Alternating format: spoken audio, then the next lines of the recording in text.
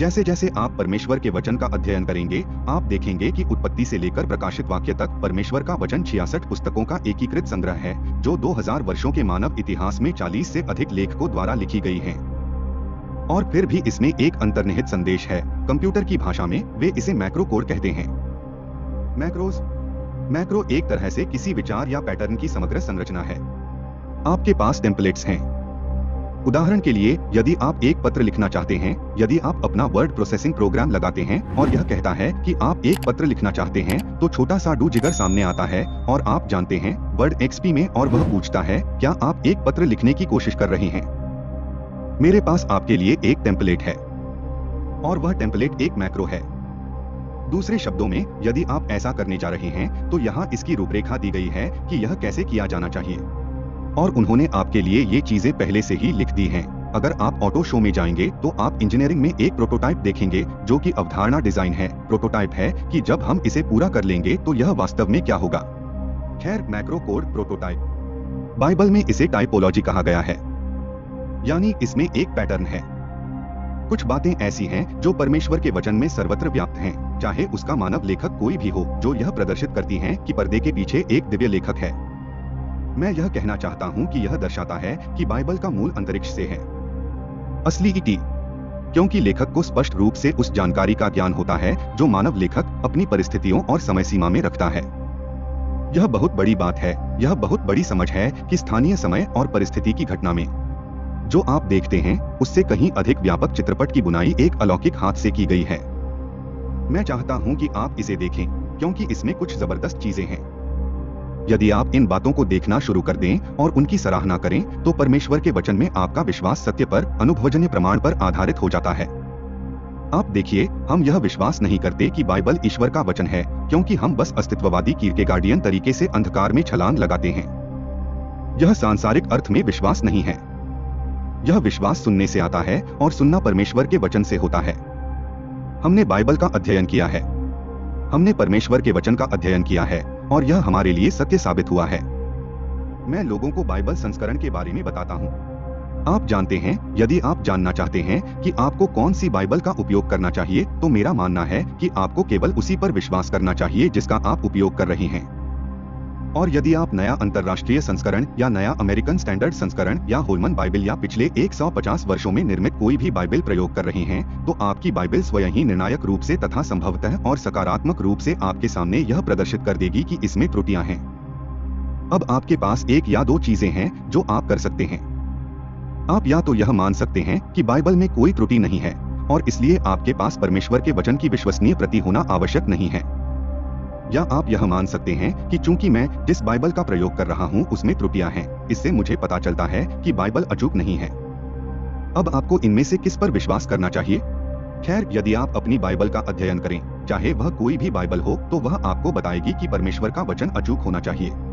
इसलिए यदि आपके पास इसकी एक प्रति है जिसमें त्रुटियां हैं, तो आप जानते हैं कि आपके पास जो प्रति है वह अचूक नहीं है। आप जानते हैं कि अंग्रेजी भाषा में केवल एक ही बाइबल है जिसका आप उपयोग कर सकते हैं, जो उस परीक्षण में सफल होगी।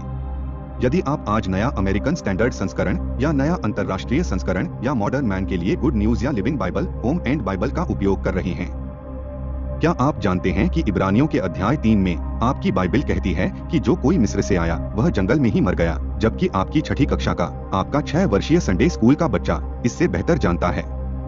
क्या आप जानते हैं कि आपकी बाइबल मार्क के अध्याय 1 श्लोक 2 में कहती है कि यशायाह ने एक श्लोक लिखा था जो वास्तव में मलाकी में है, यहाँ तक कि क्रॉस रेफरेंस भी सही नहीं हो सकते हैं। आप जानते हैं कि विद्वान क्या कहते हैं? वे कहते हैं मार्क ने गलत लिखा था, लेकिन शास्त्रियों ने उसे ठीक कर दिया। नमस्ते, मेरा मतलब है, यदि पुराने समय के पवित्र पुरुषों ने मूल रूप से वैसा ही लिखा जैसा परमेश्वर की आत्मा ने उन्हें दिया था, तो उन्होंने पवित्र आत्मा के द्वारा प्रेरित होकर पवित्र आत्मा के रूप में बात की थी। तुम्हारा मतलब परमेश्वर है? पवित्र आत्मा भूल गया कि उसने मलाकी 31 कहाँ लिखा था, और उसने सोचा कि उसने इसे यशायाह में लिखा है। और कुछ अनाड़ी लेखकों, आप जैसे कुछ अनाड़ी मनुष्यों ने आकर इसे परमेश्वर के लिए ठीक कर दिया। मेरा मतलब है, आपको तापमान में अधिक डिग्री की आवश्यकता है, और आपने बहुत सारा पैसा खर्च किया है, और आप जो कर रहे हैं उसमें निवेश किया है ताकि आप इस तरह की बकवास पर विश्वास कर सकें। आप जैसे कोई साधारण व्यक्ति ही इससे बेहतर जानता होगा, है ना? इसलिए जब आप मार्क 1-2 और किंग जेम्स बाइबल पढ़ते हैं और इसमें कहा गया है कि यह भविष्यवक्ताओं में लिखा है और इसमें मलाकी और यशायाह को उद्धृत किया गया है और आप इसे आधुनिक मनुष्य के लिए एक अच्छी खबर के रूप में पढ़ते हैं, मुझे इसकी परवाह नहीं कि आपको इसकी सिफारिश किसने की, आप बस इसे पढ़िए। वास्तव में आप अपनी बाइबल को तब जानते हैं जब उसमें लिखा है कि यह यशायाह में लिखा है और वास्तव में यह मलाकी में लिखा है। और मध्य स्तंभ में दिया गया क्रॉस रेफरेंस आपको बताता है कि आपकी बाइबल में कोई गलती है। और बस इस पर विश्वास करने और इसका प्रयोग करने से यह प्रदर्शित हो जाएगा कि आपको किस पर विश्वास करना चाहिए और किस पर नहीं। देखिए, बाइबल में जो शक्ति है वह उससे परिचित होने में है। और जब आप ऐसा करते हैं तो आप पाएंगे कि पवित्र शास्त्र में ऐसी अद्भुत बातें हैं जो दर्शाती हैं कि परमेश्वर ने मानव जाति के उद्धार के लिए अपनी योजना पहले ही बना दी थी। इससे पहले कि कुछ भी घटित हो, इससे पहले कि कुछ भी किया जाए, उसने सभी युगों के लिए अपनी योजना और उद्देश्य पहले से ही बना रखे थे। और इसका प्रमाण यह है कि बाइबल एक एकीकृत संदेश प्रणाली है। 2000 वर्षों की अवधि में 40 लेखकों द्वारा लिखी गई 66 पुस्तकें और फिर भी उनमें एक अंतर्निहित संदेश है जो स्पष्ट रूप से उस व्यक्ति द्वारा लिखा गया है जो शुरू से ही अंत को जानता था, और यह कि प्रत्येक अक्षर और बिंदु एक सुदृढ़ रूप से तैयार की गई डिजाइन का हिस्सा है जो हमारी शिक्षा, हमारी खोज और हमारे ज्ञानवर्धन के लिए तैयार की गई है। हमारे आश्चर्य के लिए मैं आपको एक उदाहरण देता हूँ। बाइबल की पहली पुस्तक आदम और हव्वा। उन्होंने पाप किया और वे क्या करते हैं? वे बाहर जाते हैं और अंजीर के पत्तों से एक एप्रन बनाकर अपने आप को ढकने की कोशिश करते हैं। उन्होंने अपने हाथों के कामों से अपने आप को ढक लिया। आप जानते हैं कि तब से मनुष्य परमेश्वर के सामने क्या करने की कोशिश कर रहा है। इसे ही हम धर्म कहते हैं। ऑपरेशन फिग लीफ ने परमेश्वर के सामने खुद को ढक लिया। काम किया? नहीं। परमेश्वर ने कहा, तुम नंगे हो, तुम्हारे काम तुम्हें परमेश्वर के सामने नहीं ढकेंगे। लेकिन आप जानते हैं क्या? उत्पत्ति 3 में परमेश्वर ने ऐसा किया। परमेश्वर ने उन्हें ढक लिया। लेकिन उसने उन्हें किससे ढका था? उसने निर्दोष लोगों का खून बहाया और उस जानवर का कोट ले लिया जिसका खून निर्दोष लोगों का खून बहाया गया था। और परमेश्वर ने उसे उत्पत्ति 3 में सिखाया कि वह निर्दोष लहू के बहाने से उसे ढांपेगा। अब यह लेवीय व्यवस्था में एक अध्यादेश और एक संहिता बन गया और वास्तव में यह कलवरी के क्रूस पर एक पूर्ति बन गया। लेकिन यीशु मसीह ने कलवरी के क्रूस पर जो कुछ किया उसका विस्तृत वर्णन उत्पत्ति अध्याय 3 में मिलता है। इसे टाइप ए प्रोटोटाइप कहा जाता है। परमेश्वर ने इसे हमेशा ध्यान में रखा था।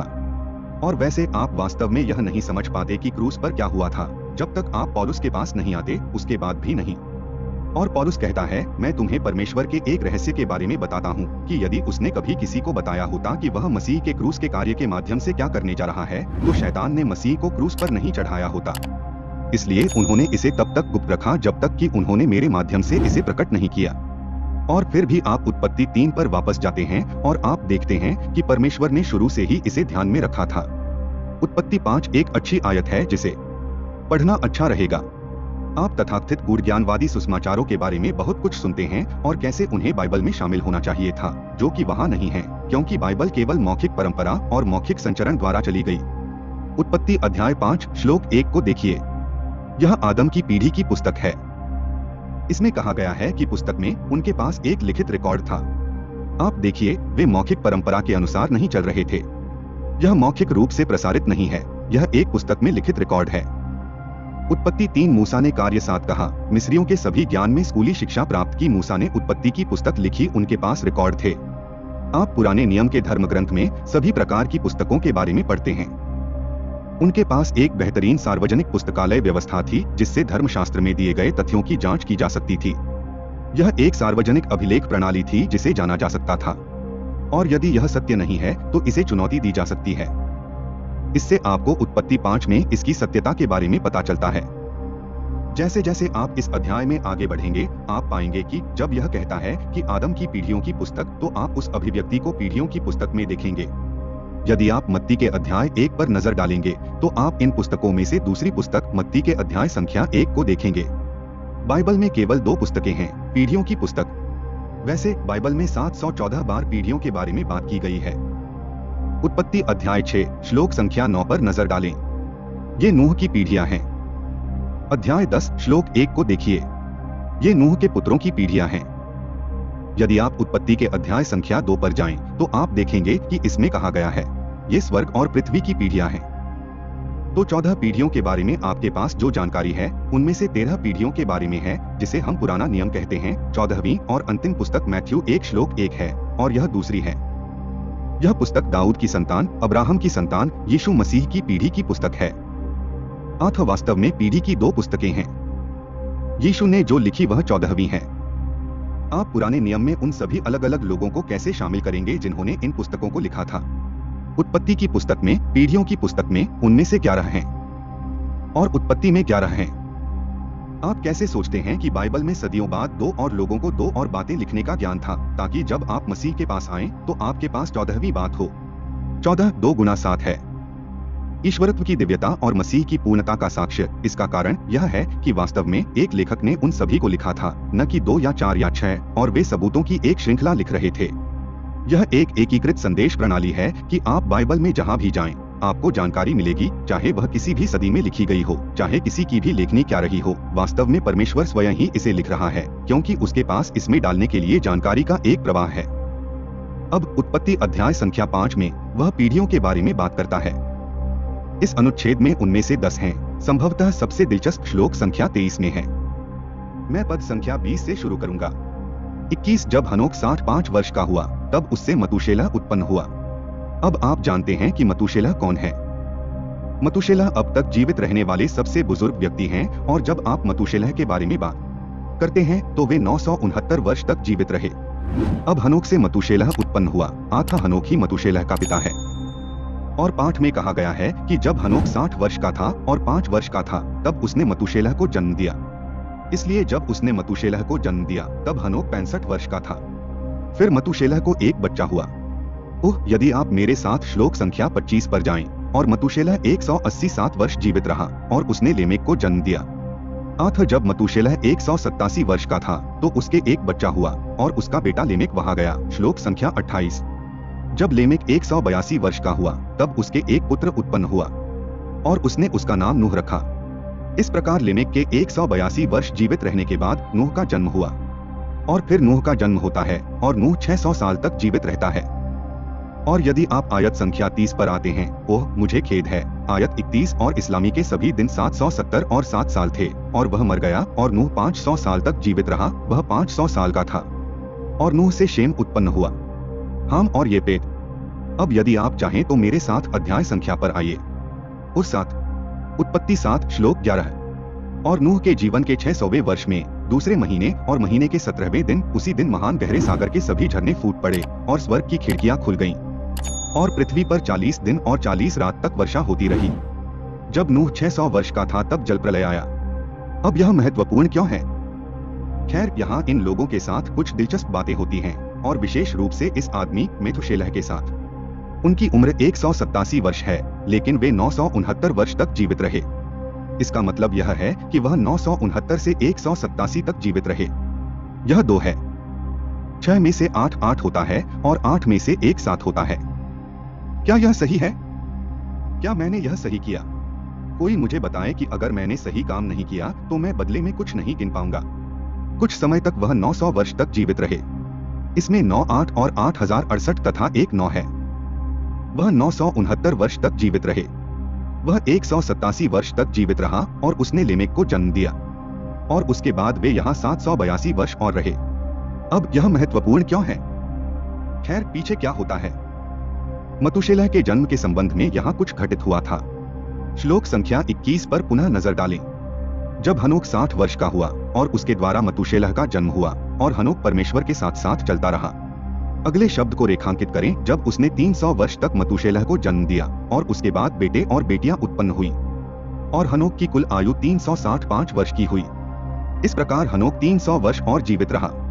नूह, मुझे माफ करें, हनोक 300 वर्ष और जीवित रहा और 300 वर्ष के पश्चात उसके साथ कुछ ऐसा घटित हुआ कि वह लुप्त हो गया क्योंकि परमेश्वर ने उसे उठा लिया। अतः उसे 365 वर्ष बाद बाहर निकाला जाता है। मतूशेलह, वैसे मतूशेलह के नाम का अर्थ है जब वह मरेगा तो यह आएगा, उसके मरने के बाद यह आएगा। उसकी मृत्यु उसे लाएगी। परमेश्वर ने हनोक को कुछ सिखाया। क्या आप जानते हैं हनोक ने क्या किया? वह धार्मिकता का प्रचारक है। उसने परमेश्वर के क्रोध के बारे में प्रचार किया। मैं यहाँ अधर्मी पापियों के विरुद्ध आकर उन्हें नष्ट करने जा रहा हूँ। परमेश्वर ने हनोक को कुछ जानकारी दी और उसके पुत्र के जन्म के समय उसकी मृत्यु का चिन्ह भी दिया। और उसने कहा, जब तक मतूशेलह जीवित है तब तक न्याय नहीं आएगा, लेकिन जब मतूशेलह मर जाएगा तब यह आएगा। और तुम्हें पता है तुम्हारे पास क्या है? आपके पास यहाँ वंशावली में सटीक समय है, क्योंकि जिस वर्ष मतूशेलह की मृत्यु हुई उसी वर्ष यहाँ बाढ़ आई। और आप देखते हैं कि समय कैसा चल रहा है और आप कहते हैं, अरे बिलिकर्स इतना दिलचस्प नहीं है, क्योंकि अगर आप इन संख्याओं को जोड़ेंगे तो आपको पता चलेगा कि आपको क्या मिलेगा। आपको वह नंबर वही मिलेगा, 187, 182, 600 यही है। अर्थात मतूशेलह के जन्म से लेकर मतूशेलह की मृत्यु तक का समय ठीक वही है जो मतूशेलह के जन्म से लेकर मृत्यु तक का समय है। यहीं से नूह से लेकर जल प्रलय तक, जिस वर्ष मतूशेलह की मृत्यु हुई उसी वर्ष जल प्रलय आया। परमेश्वर ने हनोक को न्याय के विषय में तथा नूह के दिनों में परमेश्वर द्वारा की जाने वाली लंबी पीड़ा के विषय में चेतावनी दी थी, जो वास्तव में उससे भी अधिक लंबे समय तक प्रतीक्षा करने वाली थी। और उन्होंने कुछ लोगों के बाहर निकलने का एक नमूना दिया जो क्रोध आने से पहले ही बचा लिए गए। तो उत्पत्ति में इन पीढ़ियों के पास आपको बताने के लिए बहुत सी बातें हैं जिन्हें आप पढ़ते समय प्रोटोटाइप के रूप में देख सकते हैं। इनमें से एक जो मुझे सबसे अधिक रोचक लगता है वह इन लोगों के नाम पर है, क्योंकि जब आप उन 10 नामों को पढ़ते हैं और इस अध्याय में आपको परिस्थितियों का एक दिलचस्प समूह मिलता है। नाम आदम से शुरू होते हैं। अब एडम नाम का मतलब है मनुष्य, और यह समझना कठिन नहीं है। आदम मनुष्य है। अगला नाम है सेठ, और सेठ नाम का अर्थ है नियुक्त किया गया व्यक्ति। सेठ के आने के बाद एनोस आता है, और एनोस का मतलब है नश्वर, नश्वर। और एनोज के बाद एनोस आता है कैनाई, और इसका मतलब है कि नाम का मतलब दुहक है। यदि आप चाहें तो इन नामों की परिभाषा तब प्राप्त कर सकते हैं जब आप उन मूल शब्दों को देखें जिनसे ये नाम आते हैं। फिर उसके बाद महल्लेल आता है, और इसका मतलब है धन्य परमेश्वर, धन्य परमेश्वर। आप देखें, आप उस नाम में लगभग हालेलुया देख सकते हैं। उसके बाद जेरेड आता है। जेरेड का मतलब है वह, यह नीचे आने वाला है। जेरेड के बाद वो हनोक है, और हनोक एडम से 7वें स्थान पर है। वो उसके नाम का मतलब है शिक्षक या शिक्षण। फिर उसके बाद मतूशेलह है, और मतूशेलह का मतलब है उसकी मृत्यु। मत्ती हिब्रू भाषा में मृत्यु है। उसकी मृत्यु का अर्थ है सेला, जिसका अर्थ है आना। इसलिए उसकी मृत्यु के बाद मेथुसेलह इस्लामी है, और लेमेक का अर्थ है निराश व्यक्ति, निराशा। आप उसके नाम में विलाप और विलाप शब्द देखते हैं। और फिर नूह का अर्थ है आराम करना या सांत्वना पाना। अब इन लोगों के नामों का यही अर्थ है। वे लोग बाइबल में हैं क्योंकि उनका जन्म क्रम यही है। उनके माता पिता ने उनका यही नाम रखा था। वे ऐसे ही हैं। वे वहां सूचीबद्ध हैं। लेकिन जब आप इसे देखते हैं तो आप कहते हैं, आपके पास क्या है? क्या यह दिलचस्प नहीं है? मनुष्य को नश्वर दुहक नियुक्त किया गया है, लेकिन धन्य ईश्वर नीचे आएगा, यह सिखाते हुए कि उसकी मृत्यु निराशाजनक आराम लाएगी। आप ऐसा फिर से नहीं करते हैं। मनुष्य को नश्वर दुहक नियुक्त किया गया है, लेकिन धन्य ईश्वर नीचे आएगा, यह सिखाते हुए कि उसकी मृत्यु निराशाजनक आराम लाएगी। निराश होकर शेष बचे, अब तुम ही मुझे कुछ बताओ। परमेश्वर के स्वर्ग के नीचे या आपकी सबसे विचित्र कल्पना में भी ऐसा कोई तरीका नहीं है कि जब मूसा ने यह लिखा तो उसे पता था कि वह क्या लिख रहा है। वह बस कुछ नाम लिख रहा था। वहाँ कहीं कोई यहूदी रब्बी या मठ नहीं है, या किसी पीछे के कमरे में कोई नाम नहीं लिख रहा है जिन्हें पता हो कि वहाँ क्या हो रहा है। लेकिन जब आप उन नामों का अर्थ पढ़ते हैं तो आपको पता चलता है कि आप क्या पढ़ रहे हैं। एक ऐसा संदेश पढ़ रहे हैं जिसे परमेश्वर ने तब तक गुप्त रखा था जब तक कि उसने इसे प्रेरित पौलुस को प्रकट नहीं किया, और फिर भी आप इस तथ्य को पढ़ रहे हैं कि परमेश्वर ने इसे शुरू से ही ध्यान में रखा था। बाइबल में इस प्रकार की चीजों के लिए एकमात्र स्पष्टीकरण बार बार ये वृहद प्रकार, ये प्रकार, ये प्रोटोटाइप परमेश्वर के वचन में ये संदेश हैं। इसका एकमात्र स्पष्टीकरण यह है कि जब वे लिखे गए तो उन्हें किसी ऐसे व्यक्ति ने लिखा जो ऐसा नहीं था, जो मानव लेखकों की तरह समय और परिस्थितियों की बाध्यताओं से बंधा नहीं था। यह उस समय स्थान सातत्य से परे कोई है जिसमें आप और मैं रहते हैं।